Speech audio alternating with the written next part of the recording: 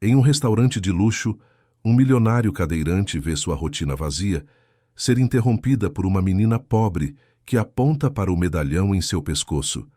Ela afirma que a mulher na foto é idêntica à sua mãe e revela segredos impossíveis de serem inventados. Diante da dúvida e da esperança, ele inicia uma busca que pode transformar para sempre sua vida e a da menina. Se esta história te interessou, não se esqueça de se inscrever no nosso canal e diga-nos de que cidade você está assistindo, continuando. A chuva batia contra as janelas do restaurante Delacroix quando Ricardo Vasconcelos, aos 52 anos, ajustou a cadeira de rodas entre as mesas elegantemente dispostas. O lugar estava quase vazio naquela tarde de quarta-feira. Apenas alguns executivos discutindo negócios em vozes baixas e um casal idoso compartilhando uma garrafa de vinho tinto. Ricardo preferia assim. A solidão havia se tornado sua companhia mais constante nos últimos 3 anos. Os dedos dele brincavam distraidamente com o colar dourado que pendia sobre o peito, um medalhão discreto que escondia a fotografia de Helena, sua esposa. 3 anos desde o acidente que levara ela e deixara suas pernas paralisadas. 3 anos desde que o mundo perdeu toda a cor e sabor. O filé mignon cortado em pedaços pequenos esfriava no prato enquanto ele observava o movimento da avenida através do vidro embaçado. A fortuna que construíra como empresário do setor imobiliário parecia cada vez mais insignificante. Apartamentos de luxo, prédios comerciais, mansões, tudo continuava gerando milhões, mas o dinheiro apenas se acumulava em contas que ele raramente verificava. Para que servia todo aquele patrimônio se não tinha com quem compartilhar? Ricardo tomou um gole do vinho Bordeaux e fez uma careta. Nem mesmo os sabores mais refinados conseguiam atravessar a névoa de amargura que o envolvia. Helena sempre brincava que ele tinha paladar de criança, preferindo pratos simples aos elaborados. Como ela fazia falta. Como tudo fazia falta. O som de passos descalços sobre o mármore polido interrompeu seus pensamentos melancólicos. Uma garotinha havia entrado no restaurante, seus pés pequenos deixando marcas úmidas no chão. Ela usava um vestido azul desbotado, rasgado na barra, e carregava uma sacola de plástico amarrotada. Seus cabelos castanhos estavam despenteados, grudados no rosto molhado pela chuva. Os garçons imediatamente se dirigiram até ela, gestos educados, mas firmes, indicando que deveria sair. A menina, que aparentava ter uns 7 anos, ignorou completamente as tentativas de remoção. Seus olhos percorriam o salão como se procurasse algo específico, uma determinação estranha para alguém tão pequena. Ricardo observou a cena com interesse crescente. A criança passava pelas mesas, ignorando os olhares de desaprovação dos outros clientes. Havia algo em sua postura que não combinava com a aparência de menina de rua, uma dignidade silenciosa, como se soubesse exatamente o que estava fazendo. Quando ela parou diante de sua mesa, Ricardo sentiu um arrepio percorrer a espinha. Os olhos da menina eram de um verde profundo, familiar de alguma forma. Ela não estendia a mão pedindo esmola, não falava sobre fome ou frio. Apenas o encarava com intensidade desconcertante.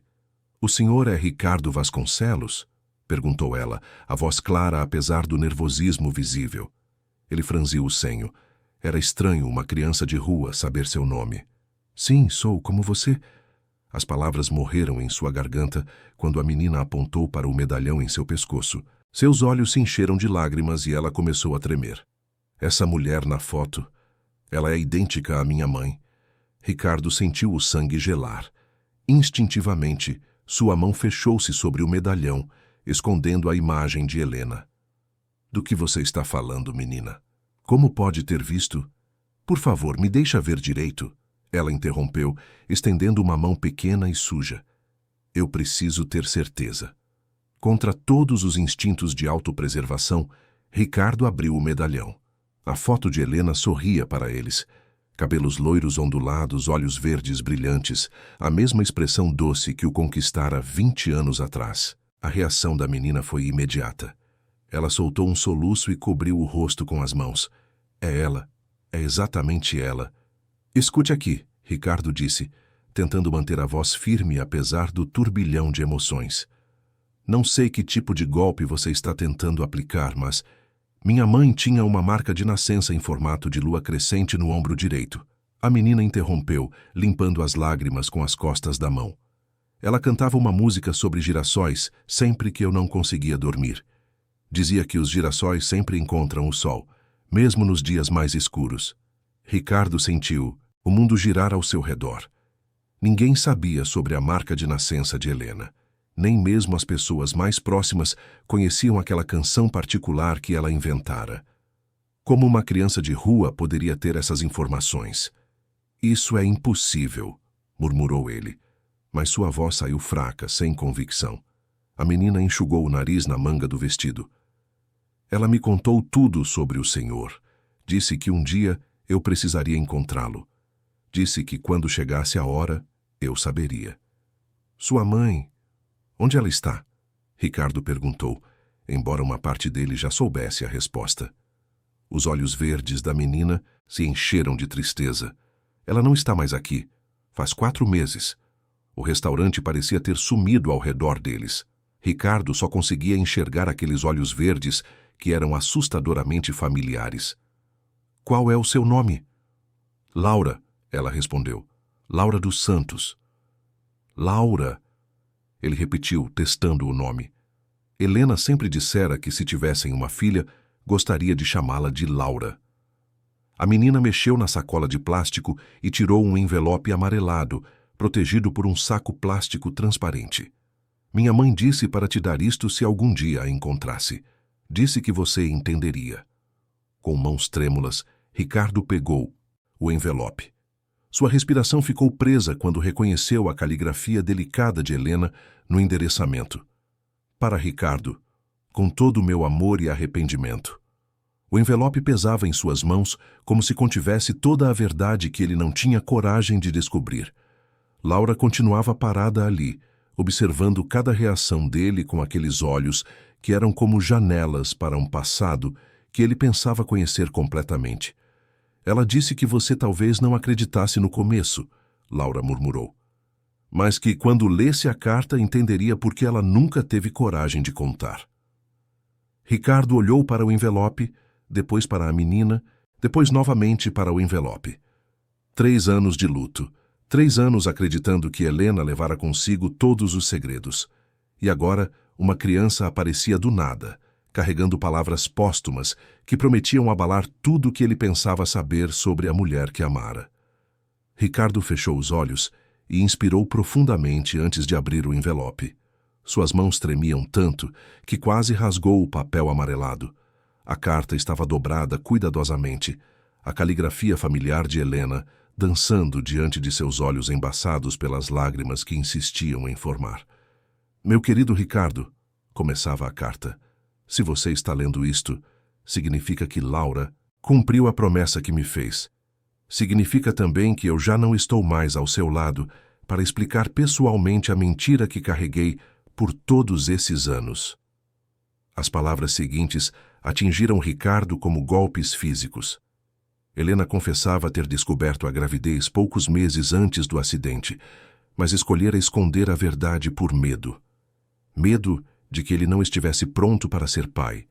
Medo de que a responsabilidade mudasse o relacionamento deles. Medo de não ser uma boa mãe. Criei uma vida paralela que você nunca soube que existia, continuava a carta. Durante os últimos meses de nossa vida, juntos eu dividia meu tempo entre nossa casa e um pequeno apartamento no bairro São José, onde nossa filha crescia longe dos holofotes e das expectativas. Laura nasceu 3 dias após o acidente. 3 dias depois que perdi você para sempre. Ricardo precisou parar de ler. O peito ardia, como se alguém tivesse aberto um buraco no centro do seu ser. Laura permanecia parada ao lado da mesa, observando-o com uma paciência que não combinava com sua idade. Os olhos verdes dela, os mesmos olhos de Helena, estavam cheios de uma compreensão prematura da dor. Você está bem? Perguntou Laura, sua vozinha carregada de preocupação genuína. Ele não conseguiu responder. Como poderia estar bem descobrindo que a mulher que amara tinha uma filha secreta? Como poderia estar bem sabendo que Helena morrera, guardando um segredo que mudaria tudo? Ricardo voltou à carta, forçando-se a continuar lendo. Helena descrevia os primeiros anos de Laura, as noites em claro, os primeiros passos, as primeiras palavras. Tudo acontecera sem que ele soubesse. Enquanto ele chorava sua ausência, uma versão miniatura dela crescia em algum lugar da cidade. Laura é inteligente como você e teimosa como eu, Helena escrevera. Ela pergunta constantemente sobre o pai. E eu sempre conto histórias sobre um homem corajoso e bondoso que ela conhecerá quando for a hora certa. Nunca tive coragem de contar a verdade sobre o acidente, sobre como você ficou, sobre como eu escolhi protegê-la de uma realidade que poderia machucá-la. As lágrimas finalmente transbordaram. Ricardo não chorava desde o funeral de Helena, mas agora os soluços vinham em ondas incontroláveis. Laura se aproximou timidamente e tocou sua mão com dedos pequenos e calejados. Mamãe disse que você ia ficar triste no começo, ela murmurou, mas que depois ia entender. A carta chegava ao fim com um pedido desesperado. Se algo acontecer comigo, por favor, cuide da nossa Laura. Ela merece conhecer o pai extraordinário que sempre sonhei que você seria. Perdoe-me por ter escondido o maior presente que a vida nos deu. Com todo o meu amor eterno, Helena. Havia uma data no final da carta, 2 semanas antes do acidente. Helena já planejava contar tudo. O destino havia intervindo antes que ela encontrasse coragem. Ricardo dobrou a carta com cuidado reverente e olhou para Laura. Realmente ela tinha traços de Helena. O formato do rosto, a cor dos olhos, até a maneira de inclinar a cabeça quando estava pensativa. Mas havia algo dele ali também, percebia agora. O formato do nariz, a linha determinada da mandíbula. Laura, ele disse, testando o nome nos lábios. Há quanto tempo sua mãe não está mais aqui? 4 meses e 17 dias. Ela respondeu com precisão que cortou o coração dele. Ela ficou doente de repente. Os médicos disseram que o coração dela parou de funcionar direito. Cardiomiopatia periparto, provavelmente. Ricardo conhecia o suficiente de medicina para saber que algumas mulheres desenvolviam problemas cardíacos após o parto, às vezes anos depois. Helena morrera por complicações de uma gravidez que ele nunca soubera que existira. E você tem morado onde desde então? Perguntou ele, embora temesse a resposta. Com a vizinha, dona Irma. Mas ela disse que não pode me manter por muito mais tempo. O apartamento é pequeno e ela já tem 4 netos. Laura baixou os olhos. Por isso vim te procurar. Mamãe disse que quando eu não tivesse mais ninguém, você me ajudaria. A culpa atingiu Ricardo como uma avalanche. Por 4 meses, sua filha, vivera na incerteza dependendo da bondade de estranhos, enquanto ele se afundava no próprio luto. Se Helena tivesse contado a verdade antes do acidente, quantas coisas teriam sido diferentes?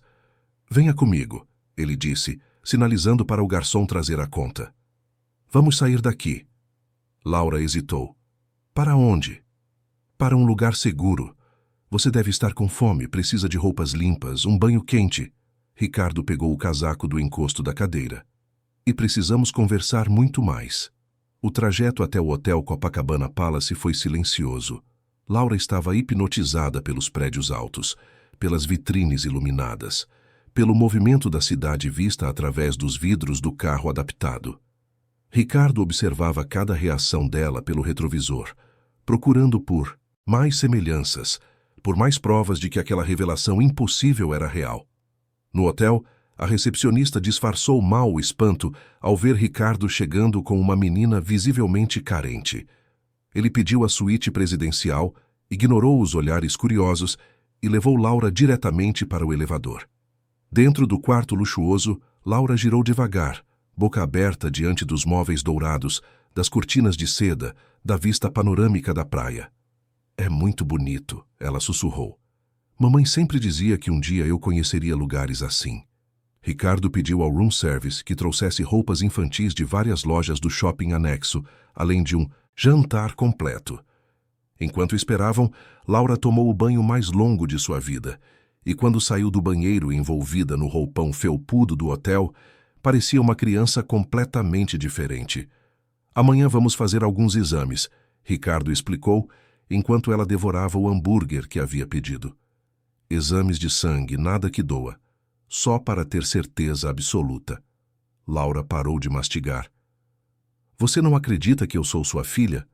A pergunta cortou fundo. Eu quero acreditar, ele admitiu. Mas preciso ter certeza. É importante para nós dois. Ela assentiu com seriedade de adulto. Mamãe disse que você era um homem cuidadoso, que sempre checava tudo 2 vezes antes de tomar decisões importantes.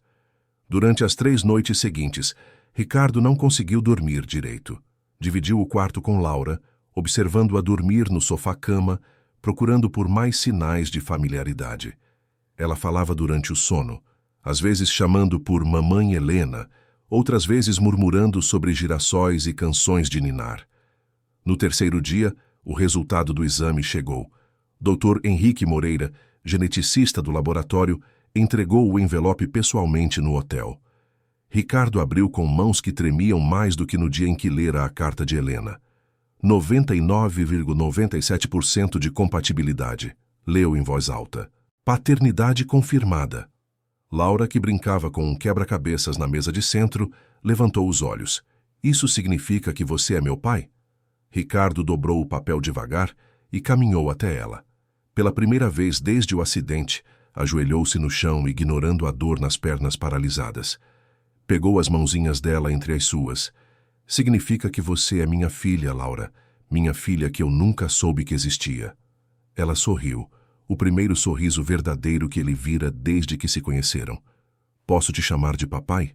A palavra atingiu Ricardo como um raio. Papai era algo que ele nunca pensara que ouviria. Por anos, Helena e ele tentaram ter filhos sem sucesso. Agora descobria que tinha uma filha há 7 anos. Pode, ele sussurrou, abraçando-a pela primeira vez como pai. Pode me chamar de papai. Mas enquanto Laura se aconchegava em seus braços, Ricardo não conseguia afastar uma sensação crescente de pânico. Ele não sabia nada sobre ser pai. Não sabia como cuidar de uma criança, como educá-la, como protegê-la. E havia sua família, os tios, primos e advogados que certamente questionariam a súbita aparição de uma herdeira. Quando Laura adormeceu naquela noite, Ricardo ligou para Marcos, seu irmão mais novo e advogado da família. Ricardo, você está bem? São 2 da manhã.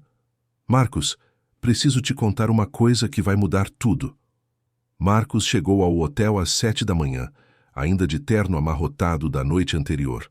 Seus olhos estavam injetados de sangue, e ele carregava uma pasta de documentos que não largava nem por um segundo. Ricardo o esperava na varanda da suíte, tomando café enquanto observava Laura dormir no sofá-cama. Então, Marcos disse sem preâmbulos, você tem uma filha de 7 anos que apareceu do nada com uma carta da Helena, e o exame de quê? DNA confirma. Ele se serviu de café com mãos trêmulas. Ricardo, você tem noção da bomba que isso representa? É minha filha, Marcos. Não uma bomba. Do ponto de vista legal e financeiro, é exatamente uma bomba. Marcos abriu a pasta e espalhou documentos sobre a mesa.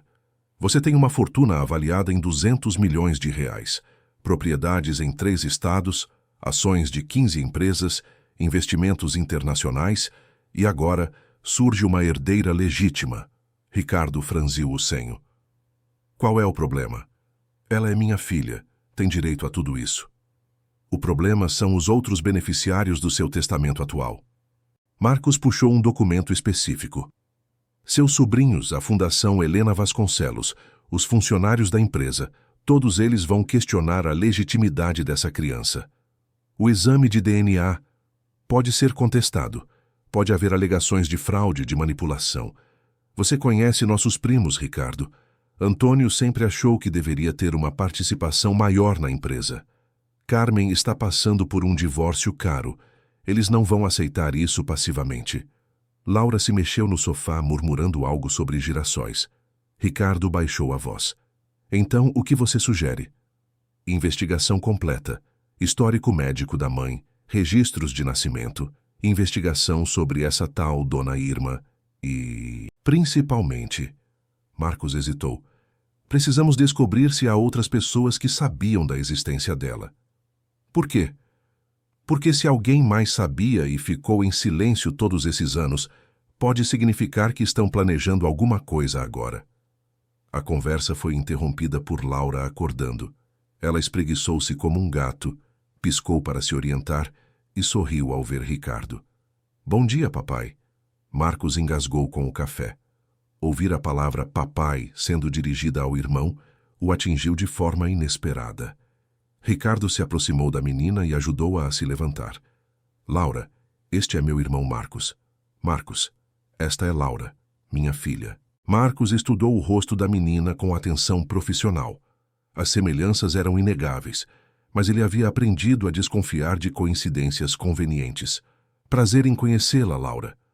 Você é advogado igual ao papai falou? Perguntou ela curiosa. Sou, e vou ajudar seu pai a cuidar de você da melhor forma possível. Depois do café da manhã, Ricardo levou Laura para comprar roupas e brinquedos em um shopping próximo. Era estranho observar uma criança descobrindo coisas que ele considerava banais. Vitrines coloridas, escadas rolantes, sorvetes de vários sabores. Laura se comportava com uma mistura de encantamento e cautela, como se temesse que tudo pudesse desaparecer a qualquer momento. Posso escolher qualquer roupa? Perguntou ela na terceira loja, tocando timidamente um vestido rosa com florezinhas. Qualquer uma que você quiser. Ela pegou apenas o essencial. 3 vestidos simples, sapatos básicos, um casaco. Mesmo quando Ricardo insistiu para que escolhesse mais coisas, Laura balançou a cabeça. Mamãe sempre dizia que a gente só deve pegar o que realmente precisa. A sabedoria prematura da menina cortava o coração de Ricardo. Enquanto compravam, ele recebeu uma ligação de Beatriz, governanta da mansão há 15 anos. Senhor Ricardo, o senhor Marcos me contou sobre a menina. Quando vocês vão para casa? Amanhã, Beatriz, e você, o que acha de tudo isso? Houve uma pausa longa. Senhor, eu conhecia muito bem a senhora Helena. Se essa menina é filha dela, eu vou saber na hora que vê-la. Aquela noite no hotel, Laura fez uma pergunta que Ricardo não esperava. Papai, por que você usa cadeira de rodas? Ele havia ensaiado várias respostas para quando chegasse a hora de explicar sobre o acidente, mas a pergunta direta da menina o pegou desprevenido. Tive um acidente há 3 anos, o mesmo acidente onde sua mamãe, me contou. Laura interrompeu suavemente. Ela disse que você ficou muito machucado tentando salvar ela. Sua mãe disse isso? Laura assentiu. Ela sempre falava que você era muito corajoso, que tentou protegê-la mesmo quando o carro estava pegando fogo. Ricardo sentiu uma onda de emoção. Helena nunca o culpara pelo acidente, mesmo quando ele se culpava todos os dias por não ter conseguido salvá-la. Saber que ela contara a história dessa forma para Laura era um presente que ele não esperava receber. Você sente dor? Perguntou Laura, tocando gentilmente o braço da cadeira de rodas. Às vezes, mas está melhorando. Posso te ajudar com alguma coisa? A oferta simples e sincera de uma criança de 7 anos quebrou algo dentro dele. Você já está me ajudando só por estar aqui. No dia seguinte, saíram do hotel rumo à mansão em Ipanema. Laura ficou em silêncio durante todo o trajeto, observando as casas ficarem maiores e mais espaçadas. Quando pararam em frente ao portão eletrônico da propriedade de Ricardo, ela engoliu em seco. Você mora aqui? Nós moramos aqui, ele corrigiu. A mansão tinha 3 andares, jardins imensos e vista para o mar. Beatriz os esperava na entrada principal, uma mulher de 60 anos com expressão severa, mas olhos bondosos. No momento em que viu Laura descendo do carro, sua expressão mudou completamente. Santa Maria, ela sussurrou, levando a mão ao peito. É ela. É igualzinha à senhora Helena quando criança. Laura se escondeu atrás de Ricardo, intimidada pelo tamanho da casa e pela intensidade da reação de Beatriz. A governanta se ajoelhou para ficar na altura da menina. Você tem os mesmos olhos verdes da sua mamãe, disse ela com voz embargada, e o mesmo jeito tímido que ela tinha quando ficava nervosa. A senhora conheceu minha mãe quando ela era pequena? Perguntou Laura curiosa. Conheci sim, querida. Sua mãe era como uma filha para mim. Ricardo observou a interação com interesse crescente. Beatriz nunca havia mencionado conhecer Helena antes do casamento. Mais uma peça do quebra-cabeças que ele não sabia que existia. Nos dias seguintes, Laura explorou a mansão com curiosidade comedida. Ela se impressionava com tudo. A biblioteca com centenas de livros, a sala de cinema particular, a piscina no terraço. Mas não tocava em nada sem permissão. Era como se estivesse visitando um museu, não sua nova casa. As noites eram especialmente difíceis. Laura tinha pesadelos frequentes, acordava chorando e chamando por Helena. Ricardo aprendeu a ficar ao lado da cama dela até que voltasse a dormir, segurando sua mãozinha pequena e cantando baixinho a canção sobre girassóis que Helena havia ensinado. Foi durante uma dessas noites que Laura fez uma confissão que mudaria tudo novamente. Papai, ela sussurrou no escuro, tem uma coisa que eu não contei para você. O que é, meu amor? Mamãe não estava sozinha quando ficou doente. Tinha um homem que visitava ela às vezes. Ele sempre trazia remédios e dizia para ela não contar para ninguém sobre vocês dois. Ricardo sentiu o sangue gelar. Que tipo de homem? Um médico. Ele usava jaleco branco e tinha uma maleta preta. Mamãe ficava sempre muito nervosa quando ele chegava. Laura, esse homem, ele sabia sobre mim. Ela assentiu lentamente. Ele perguntava muito sobre você. Queria saber se mamãe havia contado alguma coisa, se você sabia sobre mim. Mamãe sempre dizia que não. Ricardo se sentou na beirada da cama, processando a informação. Alguém sabia sobre a existência de Laura antes da chegada dela. Alguém estava monitorando Helena, possivelmente controlando-a. Laura, você se lembra do nome desse médico? Dr. Cardoso. Mamãe o chamava de Dr. Cardoso. Naquela madrugada, Ricardo ligou para Marcos. Preciso que você investigue um tal Dr. Cardoso. E Marcos... Acho que nossa família está sendo observada há muito mais tempo do que imaginamos. Marcos chegou à mansão 3 dias depois, com uma pasta repleta de descobertas perturbadoras. Seu rosto estava tenso quando se sentou na sala de estar, esperando que Laura saísse para brincar no jardim com Beatriz antes de começar a falar. Ricardo, você não vai gostar do que descobri sobre o Dr. Cardoso. Ricardo ajustou a cadeira de rodas para ficar de frente para o irmão. Me conta. Tudo. Fernando Cardoso, médico formado há 20 anos, especialista em cardiologia, mas há 5 anos perdeu a licença para exercer a medicina por prescrever medicamentos controlados sem indicação médica. Marcos abriu a primeira página do relatório. Ele foi investigado por chantagem a pacientes ricos, usando informações médicas confidenciais como pressão. Chantagem? Descobria segredos através dos prontuários, casos extraconjugais que resultaram em doenças, vícios em medicamentos, problemas de saúde que poderiam afetar negócios. Então, usava essas informações para extorquir dinheiro.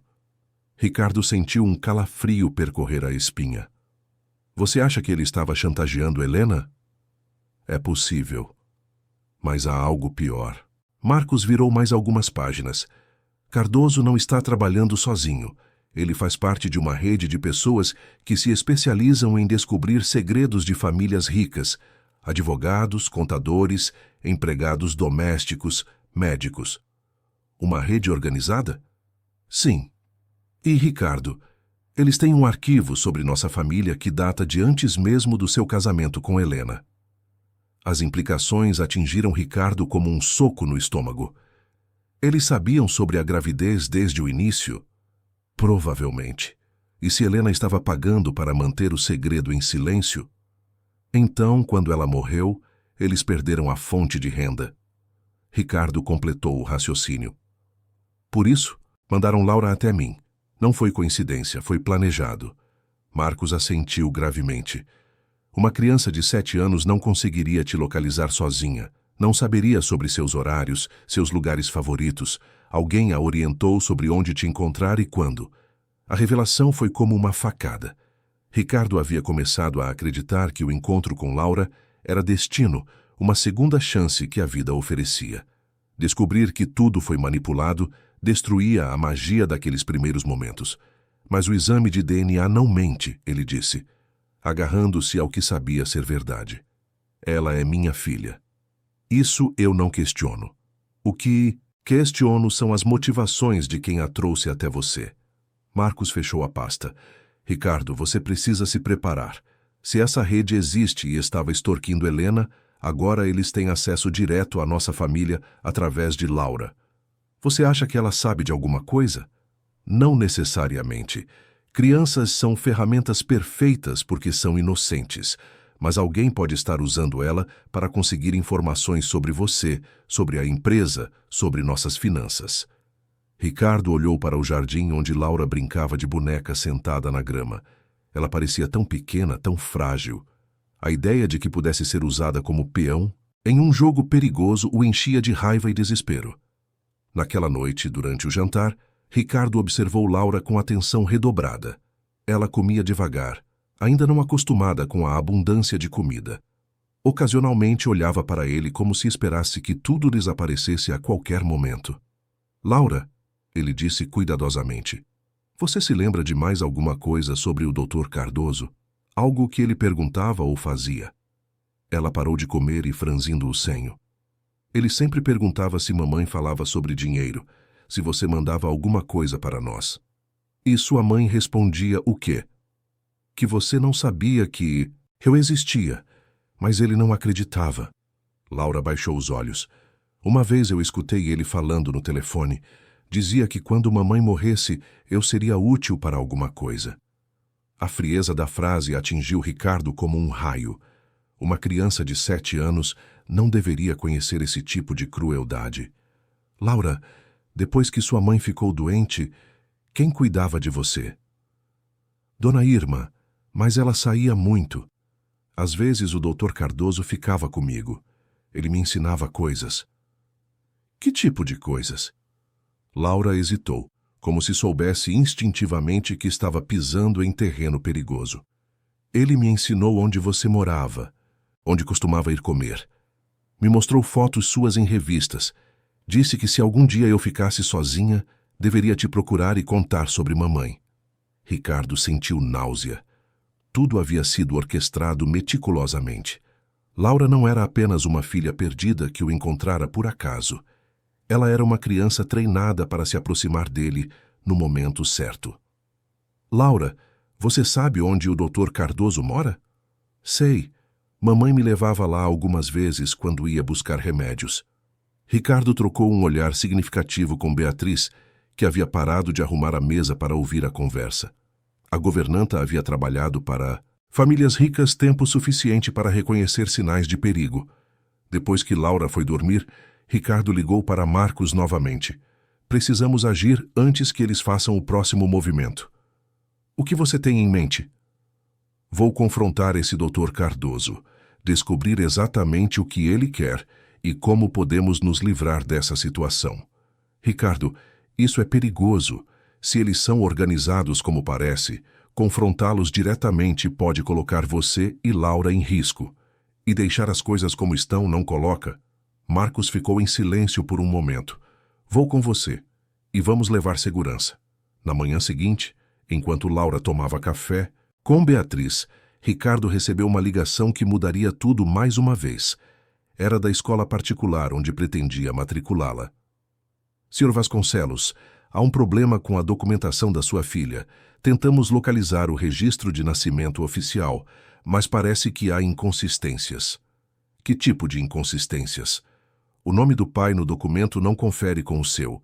Está registrado como pai desconhecido, mas há uma anotação posterior feita à mão que foi rasurada. Ricardo sentiu o chão desaparecer sob seus pés. Eu vou aí pessoalmente verificar isso.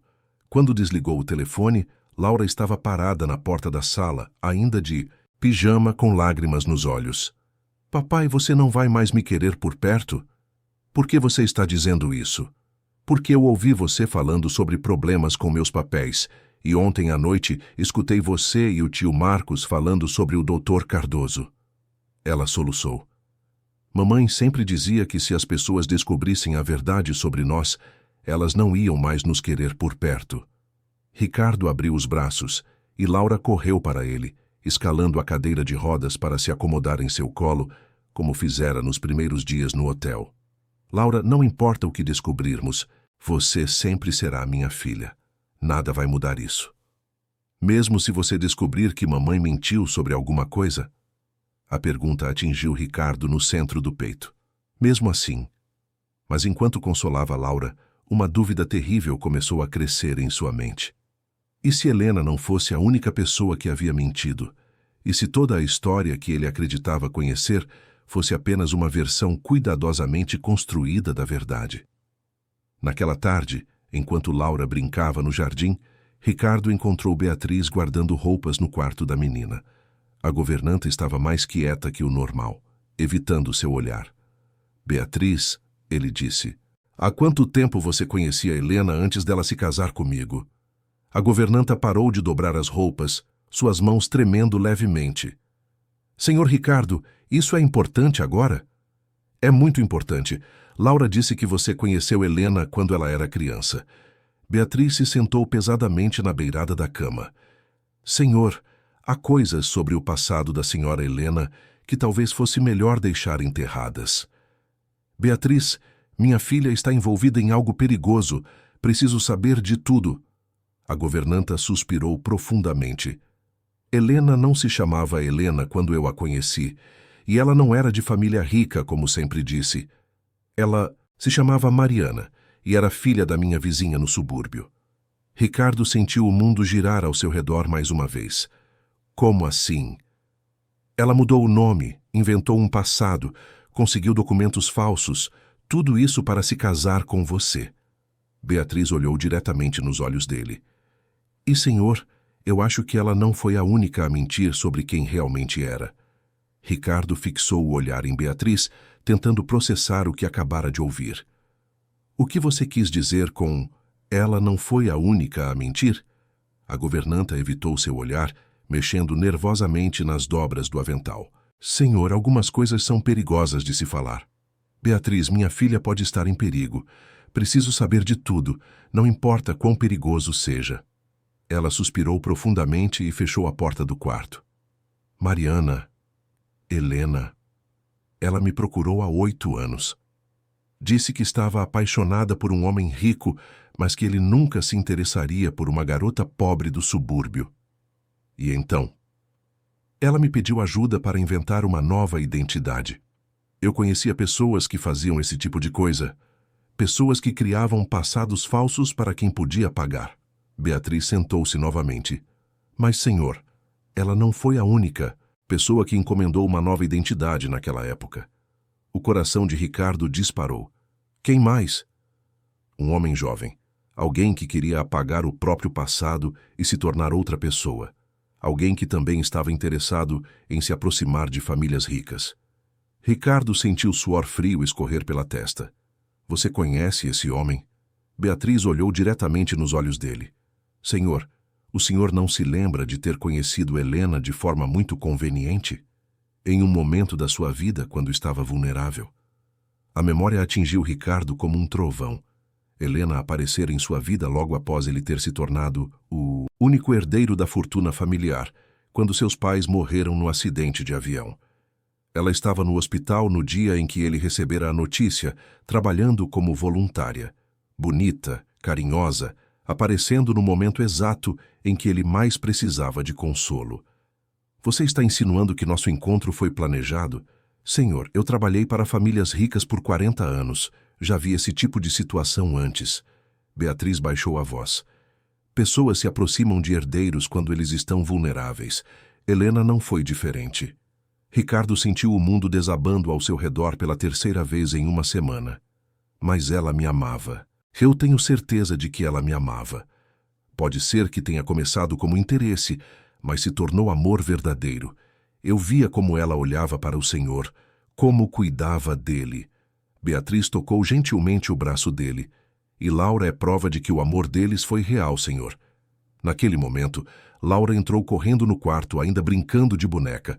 Ao ver a expressão séria dos adultos, Parou imediatamente. Aconteceu alguma coisa? Não, meu amor. Só estávamos conversando sobre coisas chatas de adulto. Ricardo forçou um sorriso. Que tal irmos tomar sorvete? Laura hesitou, claramente percebendo que algo estava errado. Papai, você está triste de novo? A perspicácia da menina o surpreendeu constantemente. Um pouquinho, mas vai passar. Posso te fazer uma pergunta importante? Claro. Se você descobrir que mamãe fez coisas erradas antes de me ter, você ainda vai me amar? A pergunta atingiu Ricardo no centro do peito. Como uma criança de 7 anos podia ter tanta sabedoria emocional? Laura, não importa o que sua mãe fez ou não fez, você é minha filha e eu vou te amar para sempre. Mesmo se descobrir que algumas pessoas mentiram para você, especialmente então, porque você nunca mentiu para mim. Laura correu para abraçá-lo, escalando a cadeira de rodas com facilidade de quem já estava acostumada. Eu te amo, papai. Eu também te amo, minha princesa. Naquela noite, depois que Laura adormeceu, Ricardo ligou para Marcos. Precisamos conversar urgentemente. Venha para cá agora. Marcos chegou 1 hora depois, encontrando Ricardo na varanda, olhando para o mar. O que aconteceu? Helena não se chamava Helena. Era Mariana, uma garota pobre que criou uma identidade falsa para se casar comigo. Marcos se sentou pesadamente na cadeira ao lado. Como você descobriu? Beatriz contou. E tem mais. Ela insinuou que Helena não. Foi a única pessoa a criar uma nova identidade naquela época. Você acha que há outros envolvidos? Não sei mais o que pensar. Ricardo esfregou as têmporas. Marcos, e se nossa família estiver sendo manipulada há anos? E se o acidente não foi acidente? Ricardo, você está paranoico. O acidente foi investigado. Pneu furado, chuva, curva perigosa. Mas e se o pneu foi sabotado? E se alguém queria Helena fora do caminho porque ela sabia demais? Marcos ficou em silêncio, processando as implicações. Se for verdade, Laura pode estar em perigo real. Exatamente. Por isso preciso confrontar esse doutor Cardoso, o quanto antes. No dia seguinte, deixaram Laura com Beatriz e 2 seguranças e seguiram para o endereço que a menina havia fornecido. O apartamento de Fernando Cardoso ficava em um prédio modesto no centro da cidade, bem diferente dos locais que um médico bem-sucedido frequentaria. Cardoso os recebeu na porta, como se os estivesse esperando. Era um homem de 50 anos, magro e nervoso, com olhos pequenos que se moviam constantemente. Seu apartamento estava desarrumado, papéis espalhados por toda parte. Sr. Vasconcelos, ele disse com um sorriso forçado, imaginei que viria me procurar mais cedo ou mais tarde. Então, você sabe por que estou aqui. Sei perfeitamente. Quer respostas sobre Helena, sobre Mariana, sobre sua filha. Cardoso se sentou em uma poltrona desgastada. A pergunta é, quanto está disposto a pagar por essas respostas? Marcos se adiantou. Não vamos pagar nada, queremos apenas a verdade. Cardoso riu amargamente. A verdade? Vocês não têm ideia do que estão pedindo. A verdade sobre Helena, sobre Mariana, é muito mais complexa do que imaginam. Então conte, Ricardo disse friamente. Mariana era minha paciente há 10 anos. Tinha um problema cardíaco congênito que a impedia de ter filhos com segurança. Eu a tratei, a curei. E em agradecimento ela me contou sobre seus planos. Que planos? Ela havia se apaixonado por um jovem empresário rico, mas sabia que ele nunca se interessaria por uma garota pobre. Então, decidiu se reinventar. Cardoso acendeu um cigarro com mãos trêmulas, mas ela não estava sozinha nesse plano. Quem mais estava envolvido? Alguém que vocês conhecem muito bem. Alguém que também tinha interesse em se aproximar da fortuna da família Vasconcelos. Cardoso deu uma tragada longa. Alguém que fingiu ser amigo enquanto planejava tomar tudo. Ricardo sentiu o sangue gelar. Quem? Seu irmão Marcos nunca contou. Que conhecia Helena antes de vocês se casarem. Que foi ele quem a apresentou para você. Ricardo virou-se lentamente para Marcos, que estava pálido como papel. Marcos, isso é verdade? Marcos abriu e fechou a boca várias vezes antes de conseguir falar. Ricardo, eu posso explicar? Explique então. Eu conheci Mariana primeiro. Ela me procurou porque sabia que eu era seu irmão. Queria que eu a apresentasse para você. E você aceitou? Ela me ofereceu dinheiro, muito dinheiro, e eu estava com dívidas de jogo, Ricardo. Dívidas que poderiam me destruir. A revelação atingiu Ricardo como uma avalanche. Seu próprio irmão havia orquestrado seu casamento por dinheiro. Quanto ela te pagou, Marcos? 500 mil reais. Mas, Ricardo, depois que vocês se conheceram, o amor entre vocês se tornou real. Eu juro que se tornou real. Cardoso riu alto. Real? Vocês querem saber o que era real? Helena realmente se apaixonou por Ricardo, tanto que quando descobriu que estava grávida, entrou em pânico, porque sabia que se ele descobrisse sobre o plano original, perderia tudo. Por isso ela escondeu a gravidez? Exato. E por isso me contratou para ajudá-la a manter o segredo. Eu não estava chantageando ela, Ricardo. Estava protegendo ela. Ricardo olhou para Marcos, depois para Cardoso, tentando distinguir verdade de mentira. Se vocês estavam protegendo Helena, por que mandaram Laura até mim agora? Cardoso e Marcos trocaram um olhar significativo. Foi Marcos quem respondeu. Porque Helena deixou uma carta específica para ser entregue só em caso de emergência. Uma carta que mudava tudo o que sabíamos sobre a situação. Que carta? Cardoso se levantou e foi até uma gaveta, de onde retirou um envelope lacrado. Esta carta, Ricardo. Helena a escreveu poucos dias antes de morrer, e nela ela revela quem realmente mandou ela se aproximar de você. E não foi ideia dela. Ricardo pegou o envelope com mãos trêmulas. No papel estava escrito: para Ricardo, a verdade sobre quem realmente controla nossa família. Quando abriu a carta e começou a ler, seu rosto foi ficando cada vez mais pálido. As palavras de Helena revelavam uma conspiração muito maior do que ele jamais imaginara. E o nome da pessoa responsável por tudo era alguém em quem ele confiava completamente. A carta de Helena tremia nas mãos de Ricardo enquanto ele lia cada palavra com um crescente horror. A caligrafia familiar agora carregava o peso de revelações devastadoras que destruíam tudo o que ele acreditava saber sobre sua própria vida. Meu querido Ricardo, começava a carta, se você está lendo isto, significa que finalmente descobriu que nosso casamento começou como uma farsa, mas precisa saber que a farsa não foi ideia minha. Foi apenas uma peça em um jogo muito maior, orquestrado por alguém que sempre esteve ao seu lado. Ricardo pausou a leitura, olhando para Marcos, que estava visivelmente nervoso. Continue lendo, Marcos murmurou. Você precisa saber de tudo. A pessoa que me procurou primeiro não foi Marcos, foi Beatriz, sua governanta, que trabalha para sua família há 15 anos. Me ofereceu 500 mil reais para me aproximar de você e me casar. Ela disse que estava seguindo ordens de alguém muito poderoso, alguém que queria controlar sua herança através de um casamento manipulado. As palavras seguintes fizeram Ricardo sentir como se o chão estivesse desaparecendo sob seus pés. Beatriz, que ele considerava quase como uma segunda mãe, que cuidara dele durante os momentos mais difíceis após o acidente, era parte de uma conspiração contra ele. Beatriz me explicou que você era muito honesto e independente para ser controlado diretamente. Então, a estratégia era colocar alguém próximo a você, alguém em quem confiaria completamente, para influenciar suas decisões financeiras e empresariais.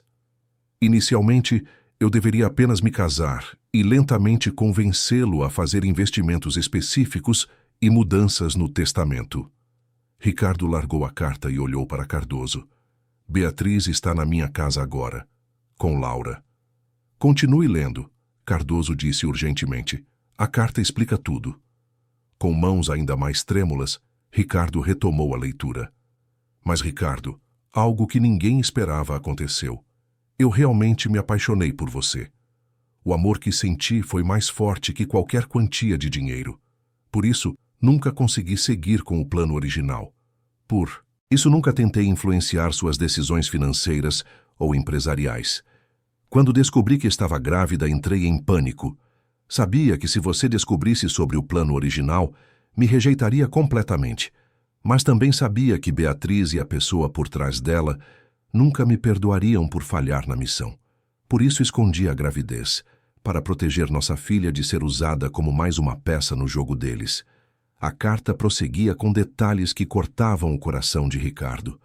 Helena descrevia como Beatriz a pressionava constantemente para cumprir o plano original, como recebia ameaças sutis sobre consequências para a criança caso não cooperasse.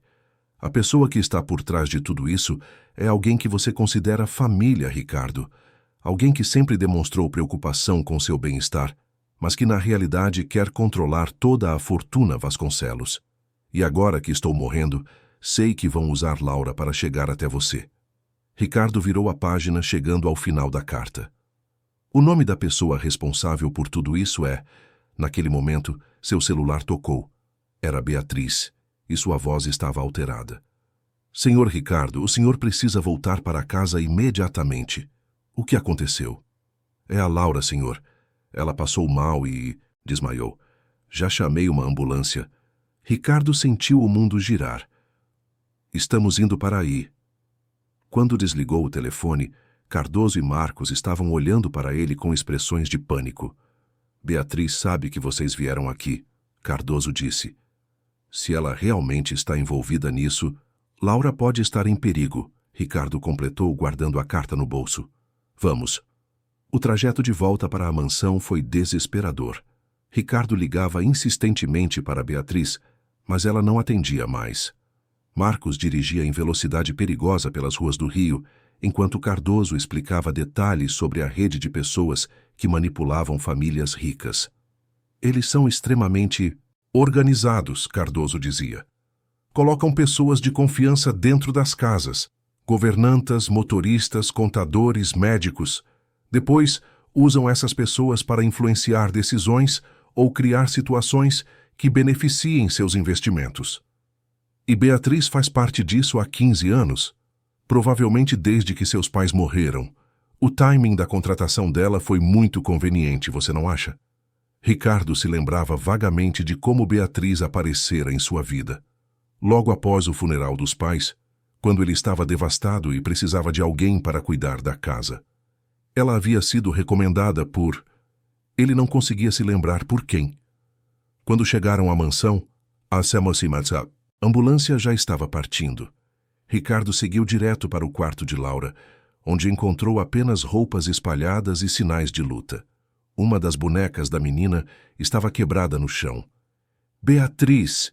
ele gritou percorrendo a casa. «Beatriz!» A governanta apareceu na escada, descendo lentamente. Seu rosto estava diferente, mais frio, calculista. O carinho maternal que sempre demonstrara havia desaparecido completamente. «Ela não está mais aqui, senhor Ricardo. Onde está minha filha?» «Em um lugar seguro, por enquanto.» Marcos se posicionou atrás de Ricardo, claramente preparado para qualquer coisa. Cardoso permaneceu próximo à porta. «Beatriz, se você machucou Laura...» «Eu jamais machucaria uma criança», ela interrompeu. «Mas preciso que o senhor entenda que não está em posição de fazer ameaças. O que vocês querem? Queremos o que sempre quisemos. Controle sobre os investimentos da família Vasconcelos, acesso às contas bancárias, participação nas decisões empresariais.» Beatriz desceu mais alguns degraus. Helena deveria ter conseguido isso através do casamento, mas ela se apaixonou e complicou tudo. E agora querem usar Laura como refém? Laura é a herdeira legítima de uma fortuna de 200 milhões de reais. Com você fora do caminho, ela precisaria de um tutor legal, alguém que possa tomar decisões. Por ela até que complete 18 anos. O plano estava se tornando claro. E vocês querem ser os tutores. Exatamente. Com você sofrendo um trágico acidente, Laura ficaria sob tutela de parentes próximos. Parentes que podem ser facilmente influenciados. Ricardo olhou para Marcos, que estava pálido como papel. Marcos faz parte disso também? Marcos é apenas um peão útil, assim como Helena era. Assim como você foi todos esses anos. Beatriz sorriu friamente. A diferença é que agora você sabe a verdade. Onde está Laura? Em um lugar onde ela está aprendendo sobre sua nova realidade. Quando você estiver pronto, para cooperar poderá vê-la novamente. Ricardo sentiu raiva como nunca havia sentido na vida. Se vocês tocarem em um fio de cabelo da minha filha... Você está em cadeira de rodas, Ricardo. Não está em posição de fazer ameaças. Beatriz desceu os últimos degraus. Mas posso fazer uma proposta. Assine alguns documentos transferindo poderes financeiros e Laura volta para casa. Simples assim. E se eu me recusar? Então, Laura crescerá longe daqui, acreditando que o pai a abandonou. Ela será criada por pessoas que a ensinarão sobre a nova realidade dela, sobre como o pai preferiu o dinheiro à própria filha. A crueldade da proposta atingiu Ricardo no peito. Eles não apenas queriam roubar sua fortuna, queriam destruir qualquer chance de relacionamento com Laura. Eu preciso de tempo para pensar. Você tem até amanhã ao meio-dia. Depois disso, Laura desaparece permanentemente. Beatriz caminhou até a porta. E Ricardo, não tente nos procurar. Temos pessoas vigiando cada movimento seu. Depois que Beatriz saiu, Ricardo, Marcos e Cardoso ficaram em silêncio na sala devastada. A casa que havia sido um lar por tantos anos, agora parecia uma prisão. Ricardo, Marcos disse finalmente, eu sei que você não tem motivos para confiar em mim, mas vamos encontrar Laura. Como? Não temos ideia de onde ela está. Cardoso limpou a garganta. Na verdade, talvez eu saiba de algumas possibilidades.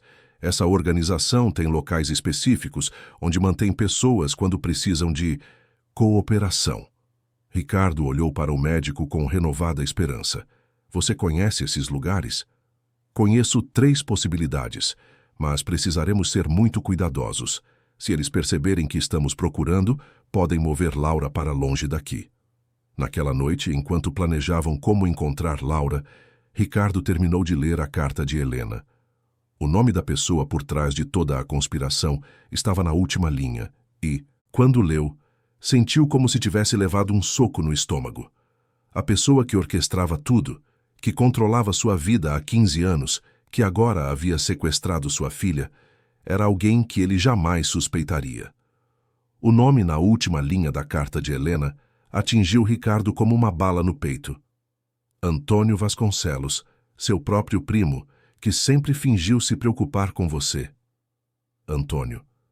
O primo que o consolara durante o funeral dos pais, que o visitava semanalmente após o acidente, que sempre demonstrava preocupação com sua solidão e depressão, que na realidade estava orquestrando cada aspecto de sua vida há 15 anos. Impossível, murmurou Ricardo relendo o nome várias vezes. Antônio sempre foi como um irmão para mim. Cardoso assentiu gravemente. É exatamente por isso que funcionou por tanto tempo. Quem suspeitaria de alguém tão próximo?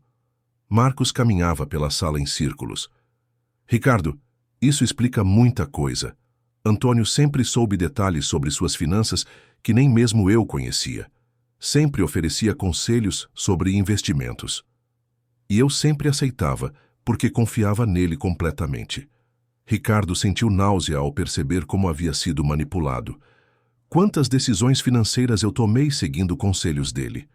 Provavelmente muitas, e todas devem ter beneficiado empresas nas quais ele tem participação. Cardoso acendeu outro cigarro. Essas organizações são pacientes. Eles trabalham por décadas para conseguir controle total. O telefone de Ricardo tocou. Era um número desconhecido, mas ele atendeu imediatamente, esperando notícias sobre Laura. Papai. A voz da menina estava fraca, assustada. Papai, onde você está? Laura? Meu amor, você está bem? Onde você está? Eu não sei. É um lugar escuro e tem muitas pessoas estranhas aqui. Eles disseram que você não me quer mais. Ricardo sentiu lágrimas descendo pelo rosto. Isso não é verdade, princesa. Papai te ama mais que tudo no mundo. Estou procurando você. Eles disseram que você prefere o dinheiro, que vai me deixar aqui para sempre. Laura, escute bem o que papai vai falar. Eu vou te encontrar, não importa o que aconteça. Você é a coisa mais importante da minha vida. A ligação foi interrompida abruptamente. Ricardo tentou ligar de volta, mas o número estava fora de área. A dor no peito era física, como se alguém estivesse apertando seu coração com as próprias mãos. Eles estão usando ela para me quebrar, ele disse, limpando os olhos. Uma criança de 7 anos sendo manipulada para acreditar que o pai a abandonou. Cardoso apagou o cigarro. Ricardo, preciso te contar algo sobre os locais onde eles podem estar mantendo Laura. Não são lugares perigosos fisicamente, mas são projetados para quebrar psicologicamente as pessoas. Como assim? Eles isolam as pessoas, criam narrativas falsas, fazem lavagem cerebral gradual. Com crianças o processo é mais rápido. Em poucos dias, Laura pode começar a acreditar realmente que você a abandonou. A urgência da situação atingiu Ricardo como uma avalanche.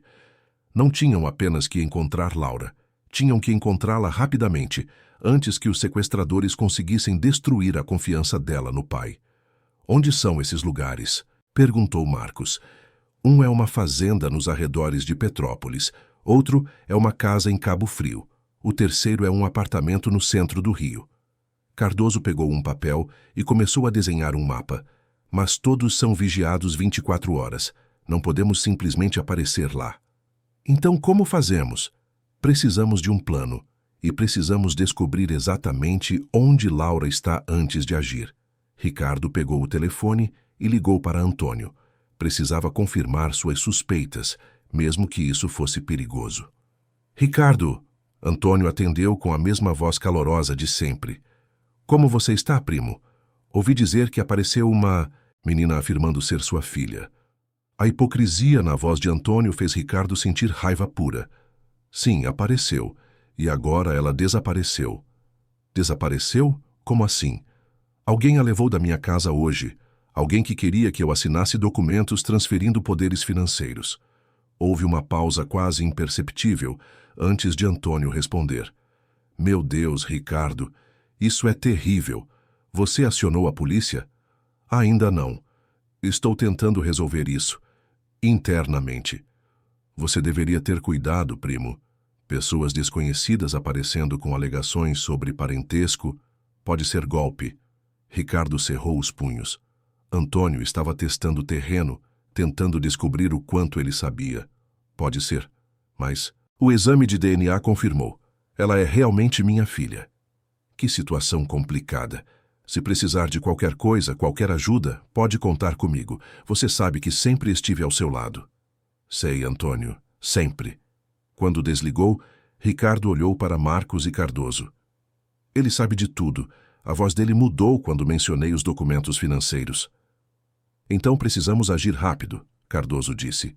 Se Antônio perceber que você suspeita dele, pode ordenar que mudem Laura de lugar. Marcos se aproximou de Ricardo.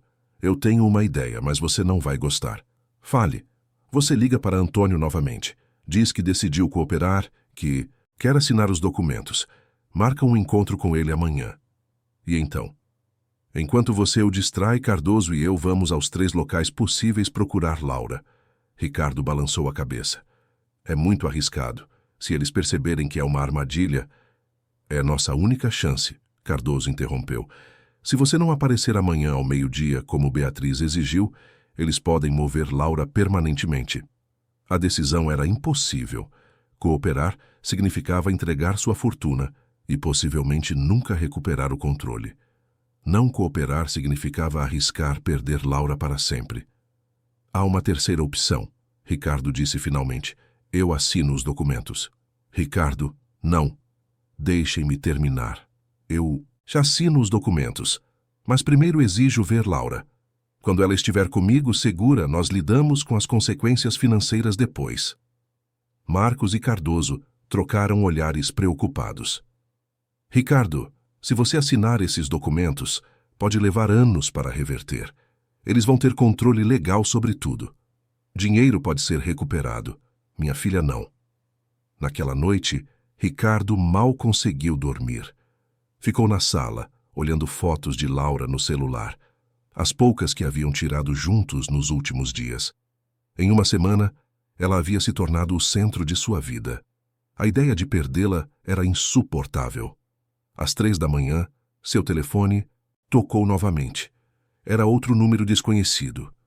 Alô? Papai! A voz de Laura estava ainda mais fraca. Eles disseram que você não vai vir me buscar. Laura, isso não é verdade. Papai vai te buscar amanhã. Eles mostraram um papel dizendo que você não me quer porque eu não sou realmente sua filha. Ricardo sentiu o coração se estilhaçar. Estavam brincando com a mente de uma criança, destruindo sua autoestima e confiança. Laura, escute bem. Você é minha filha. O exame de sangue provou. Eu te amo mais que qualquer coisa no mundo. Mas eles disseram, eles estão mentindo, meu amor. Pessoas ruins às vezes mentem para crianças, mas papai nunca mente para você. Eu estou com medo.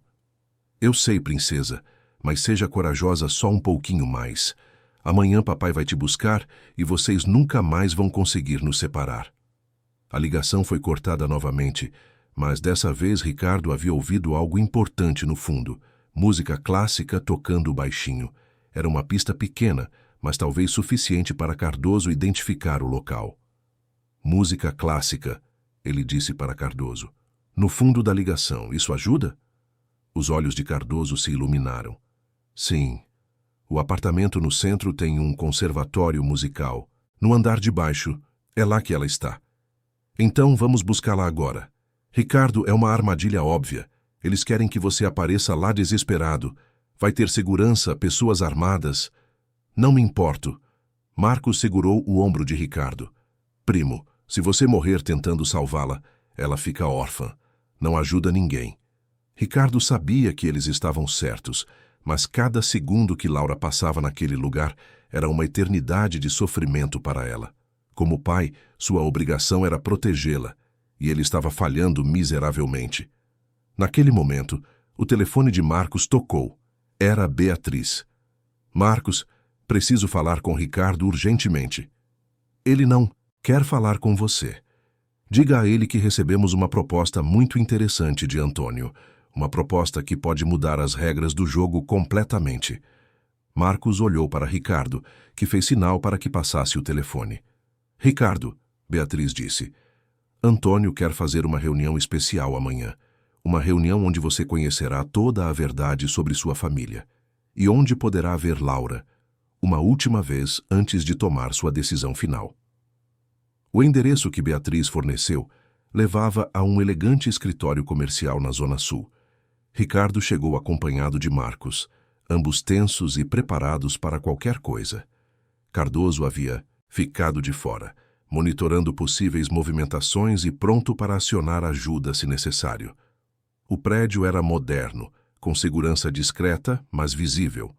Quando chegaram ao 12º andar, foram recebidos por um homem de terno que os conduziu através de corredores silenciosos até uma sala de reuniões com vista panorâmica da cidade. Antônio estava lá, mas não sozinho. Além de Beatriz, havia 3 outras pessoas que Ricardo reconheceu com choque crescente. Dr. Henrique Moreira, o geneticista que fizera o exame de DNA, Carmen, sua prima, e, surpreendentemente, Roberto Silva, seu contador pessoal há 10 anos. Ricardo, Antônio se levantou com um sorriso que não chegava aos olhos. Obrigado por vir. Sei que deve estar confuso com tudo o que aconteceu nos últimos dias. Onde está Laura? Ela está bem. Na verdade, está aqui no prédio, alguns andares abaixo. Mas antes de você vê-la, precisamos ter uma conversa muito importante. Ricardo observou cada rosto na sala, tentando entender a extensão da conspiração. Todos vocês... Todos fazem parte disso? Dr. Henrique foi o primeiro a falar. Ricardo, o exame de DNA que fiz não foi falso. Laura realmente é sua filha, mas há aspectos da situação que você não compreende. Que aspectos? Antônio gesticulou para que Ricardo se sentasse, mas ele permaneceu em pé, tenso. Ricardo, nossa família construiu uma fortuna de 200 milhões de reais ao longo de 3 gerações. Mas você nunca demonstrou interesse real em administrar ou expandir esse patrimônio. Nunca precisei. A empresa funciona bem, os investimentos rendem. Funcionam porque nós fazemos funcionar, Carmen interrompeu. Enquanto você se isolava em sua mansão, chorando por Helena, nós mantivemos os negócios prosperando.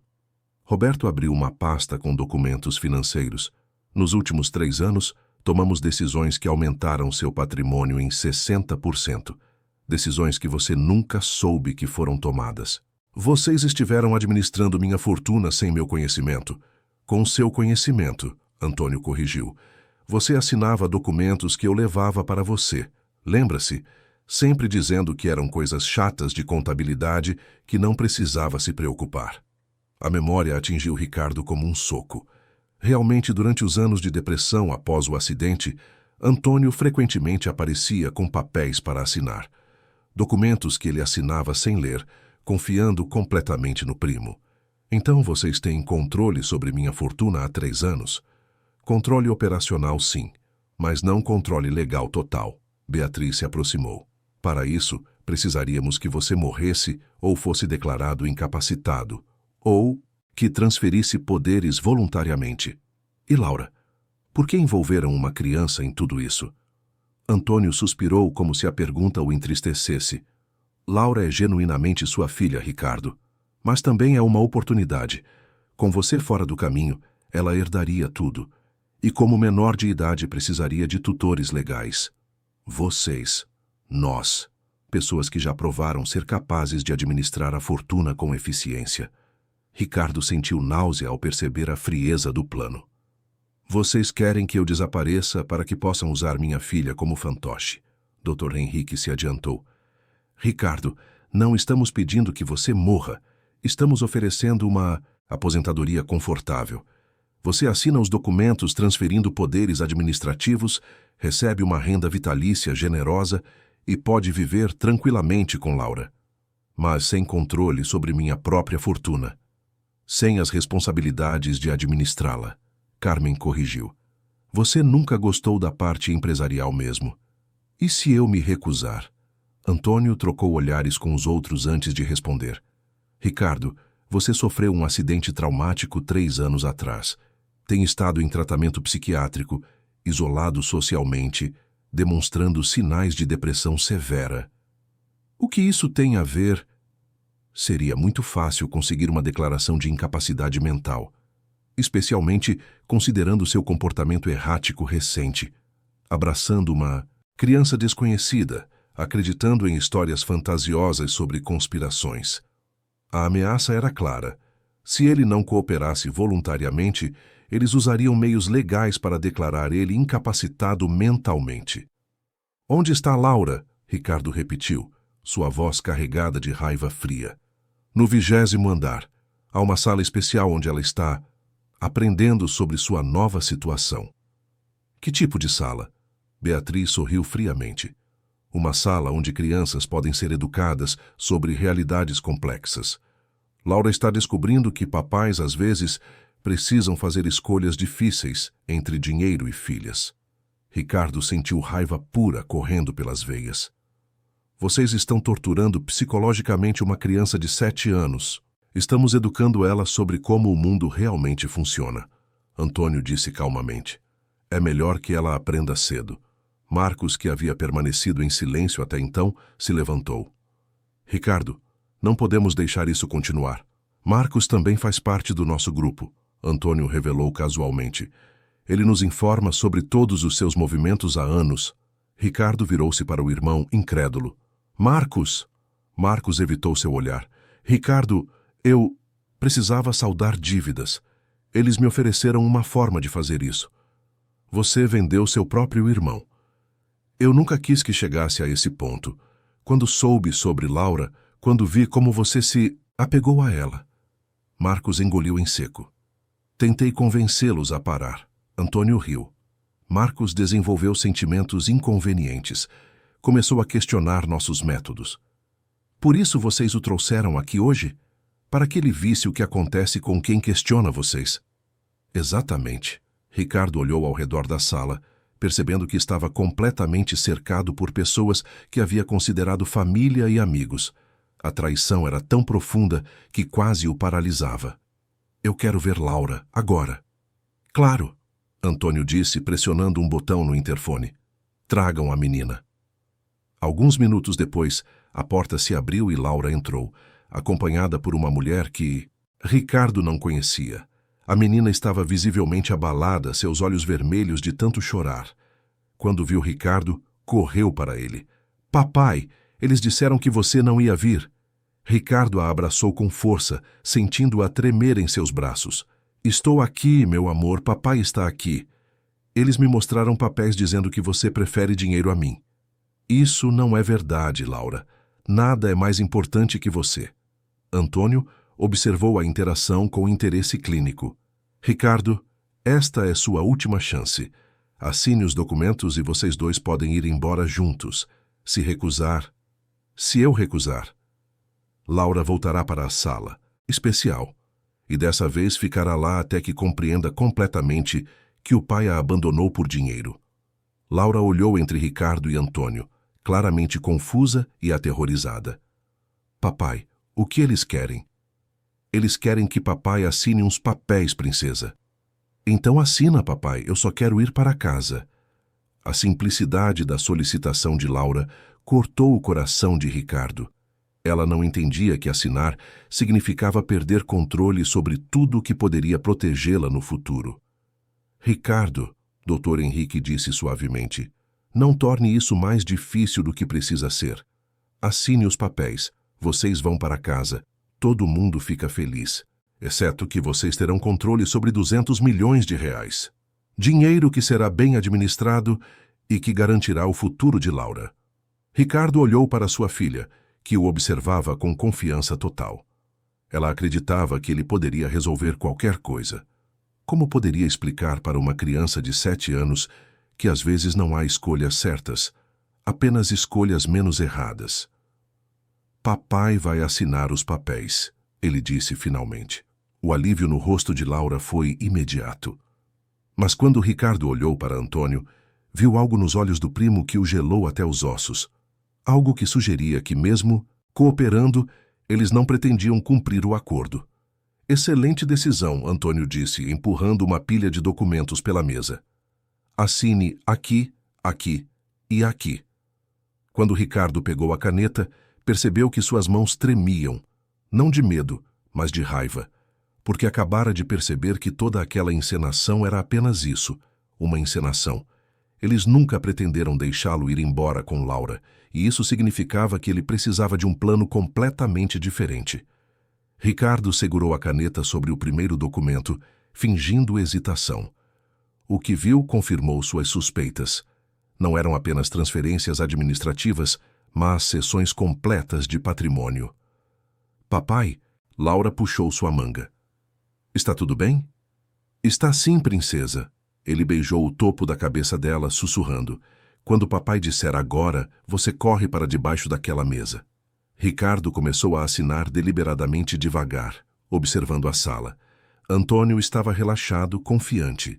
Carmen verificava o celular. Beatriz organizava papéis. Ricardo, Antônio disse impaciente.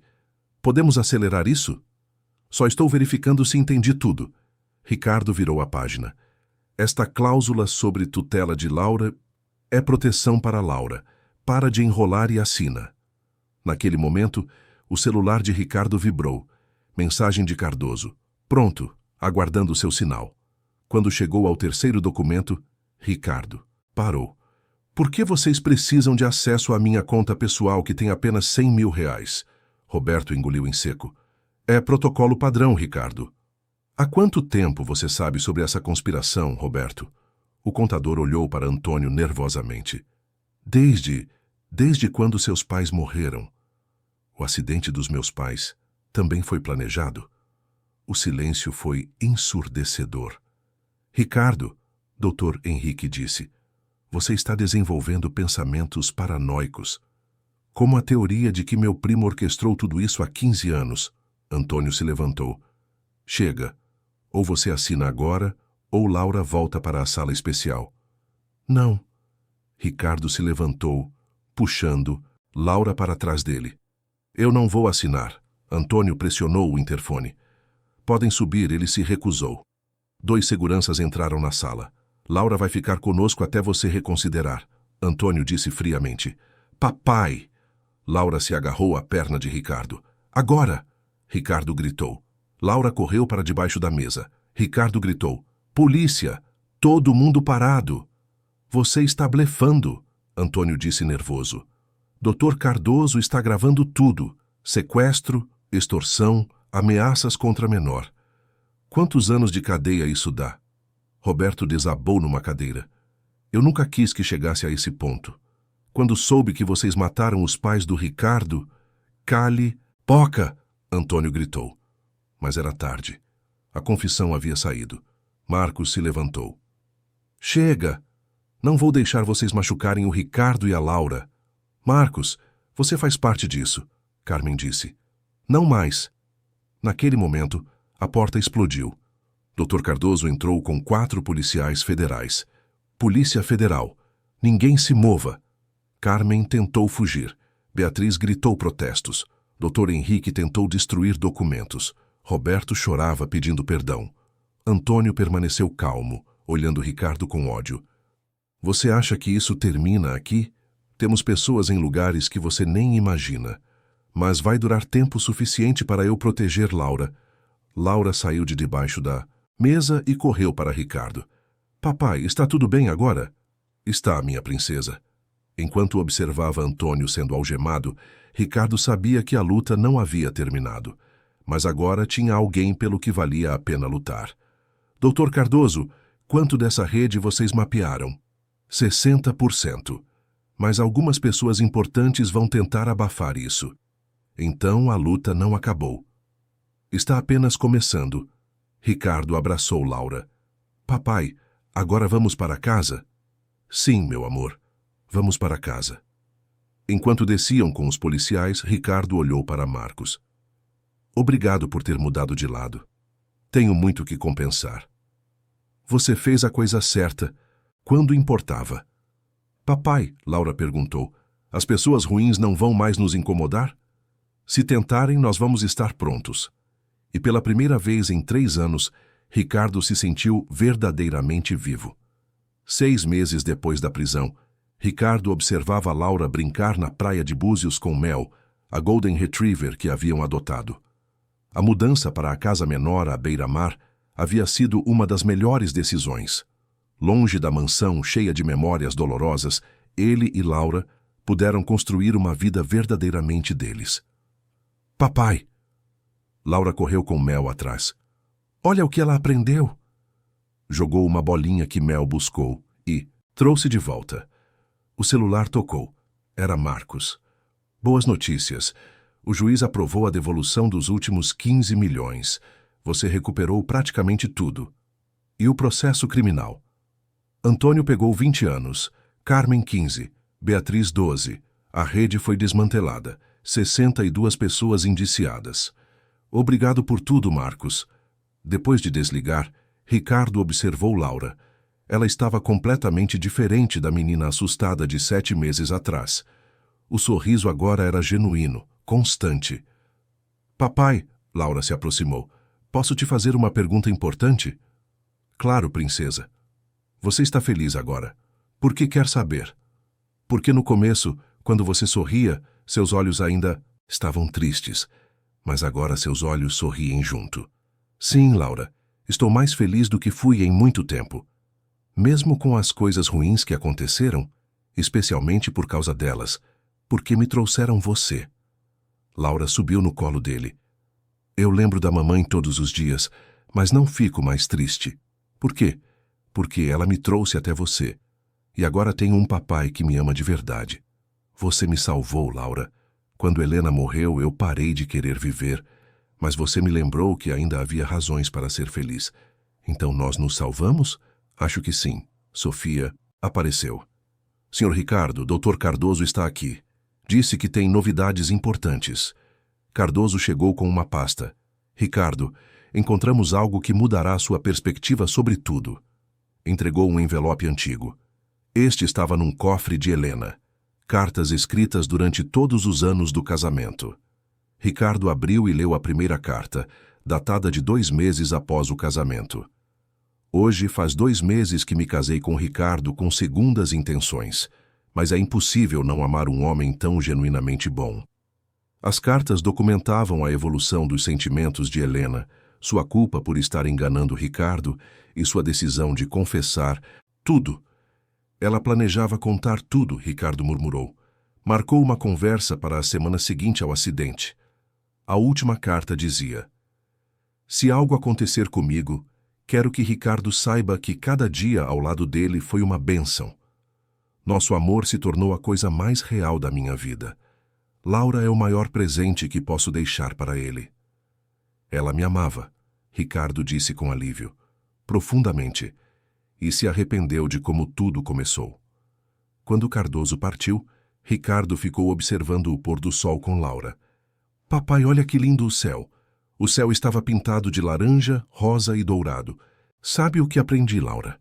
Às vezes as coisas mais bonitas vêm depois das tempestades mais difíceis. Como nós. Como nós. Laura se aconchegou ao lado dele. Papai, eu te amo muito. Mais que girassóis amam o sol. Eu também te amo, princesa. Para sempre. Enquanto o sol desaparecia, Ricardo sentiu paz profunda. A jornada havia sido dolorosa, mas levara ao que importava. Uma segunda chance de ser feliz, uma filha que o amava incondicionalmente e a certeza de que o amor verdadeiro sempre encontra um caminho. Laura adormeceu ao lado dele. Queria ficar observando sua filha dormir tranquila, sabendo que amanhã seria outro dia feliz nas vidas que haviam reconstruído juntos. O futuro estava cheio de possibilidades infinitas. Fim da história. Queridos ouvintes, esperamos que a história de Ricardo e Laura tenha tocado o seu coração. Se você se emocionou com a coragem de um pai ao descobrir uma filha que não sabia que existia e com a força de uma menina que encontrou o amor verdadeiro mesmo em meio a tanto sofrimento, deixe seu like, inscreva-se no canal e conte nos comentários o que mais te marcou nessa história. Todos os dias trazemos histórias intensas como essa, que revelam o lado mais profundo da alma humana, mostrando que a verdadeira riqueza não está no dinheiro, mas nos laços de amor que construímos, na coragem de proteger quem amamos e na força que encontramos uns nos outros para superar as maiores adversidades. Te esperamos no próximo episódio, com mais uma narrativa que vai mexer com suas emoções e te fazer refletir sobre os valores que realmente importam na vida.